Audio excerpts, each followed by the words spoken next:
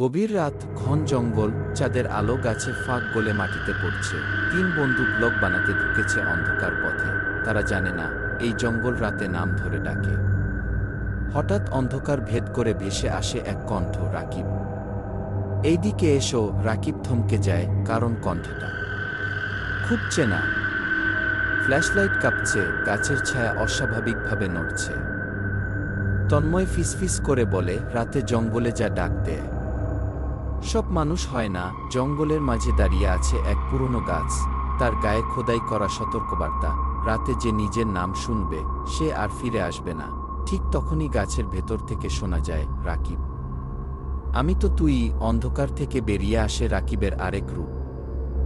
ফাঁকা চোখ, জমাট হাসি। সে ফিসফিস করে, দিনে তুই ছিলি, রাতে আমি। এই জঙ্গলে কাউকে তো ডাকতে হবে। রাকিবের ছায়া ধীরে ধীরে গাছের সঙ্গে মিশে যায়। সে নড়তে পারে না। দূরে বন্ধুরা চিৎকার করে, কিন্তু জঙ্গল তাদের আওয়াজ গিলে ফেলে। ফাহাদ আর তন্ময় দৌড়ে আসে, কিন্তু রাকিব নেই। শুধু অন্ধকারের ভেতর থেকে ভেসে আসে নতুন কণ্ঠ, ফাহাদ, এইদিকে এসো।